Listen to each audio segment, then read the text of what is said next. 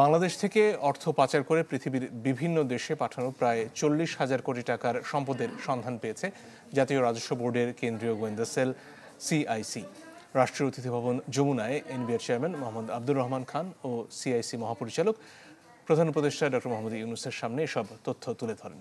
তিনি জানিয়েছেন, চলতি বছরের জানুয়ারি থেকে এ পর্যন্ত 5টি দেশের 7টি শহরে অনুসন্ধান চালায় এনবিআরের কেন্দ্রীয় গোয়েন্দা সেল। অর্থ পাচারের সঙ্গে জড়িতদের চিহ্নিত করে আইনের আওতায় আনার নির্দেশ দিয়েছেন প্রধান উপদেষ্টা। বাংলাদেশ থেকে অর্থ পাচার করে বিভিন্ন দেশে গড়ে তোলা প্রায় 40,000 কোটি টাকার সম্পদের সন্ধান পেয়েছে জাতীয় রাজস্ব বোর্ড এনবিআরের কেন্দ্রীয় গোয়েন্দা সেল সিআইসি। চলতি বছরের জানুয়ারি থেকে এ পর্যন্ত 5টি দেশের 7টি শহরে অনুসন্ধান চালিয়ে এ তথ্য পাওয়া গেছে বলে প্রধান উপদেষ্টা ডক্টর মোহাম্মদ ইউনূসকে জানিয়েছেন সিআইসির মহাপরিচালক আহসান হাবিব। রোববার রাষ্ট্রীয় অতিথি ভবন যমুনায় এনবিআর চেয়ারম্যান ও সিআইসি মহাপরিচালক প্রধান উপদেষ্টার কাছে এসব তথ্য তুলে ধরেন।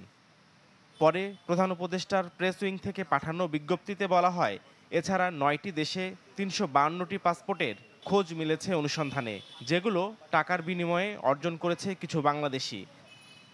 সিআইসির মহাপরিচালক আহসান হাবিব জানান, এখন পর্যন্ত বাংলাদেশ থেকে ব্যক্তি ও প্রতিষ্ঠানের নামে অর্থ পাচার করে গড়ে তোলা 346টি সম্পদের সন্ধান পেয়েছে তারা। অনুসন্ধানের আংশিক চিত্র।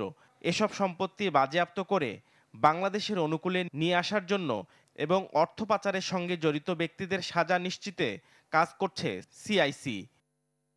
সিআইসির মহাপরিচালক আরও জানান, এই অর্থ পাচারের সঙ্গে জড়িত ব্যক্তিরা শেখ হাসিনার আমলে কেন্দ্রীয় ব্যাংকের ডাটাবেস থেকে বহু তথ্য গায়েব করে দিয়েছে।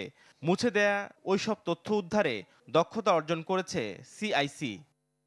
বিস্তারিত জানার পর প্রধান উপদেষ্টা অর্থ পাচারের সঙ্গে জড়িতদের চিহ্নিত করতে আইনের আওতায় এনে সংশ্লিষ্ট ব্যক্তিদের সমন্বয়ে যথাযথ ব্যবস্থা গ্রহণের নির্দেশ দেন। বলেন, এমন দৃষ্টান্ত স্থাপন করতে হবে যাতে ভবিষ্যতে কেউ দেশের সম্পদ লুট করে বিদেশে সম্পত্তি তৈরি করতে না পারে। অনুসন্ধান কাজ চলমান রাখার নির্দেশ দিয়ে প্রধান উপদেষ্টা বলেন, যতদূর সম্ভব গভীরে গিয়ে আরও দেশে অনুসন্ধান বিস্তৃত করতে হবে, আর এ কাজে সর্বাত্মক সহযোগিতা করবে সরকার। নাফিউল ইসলাম লিংকন, চ্যানেল 24, ঢাকা।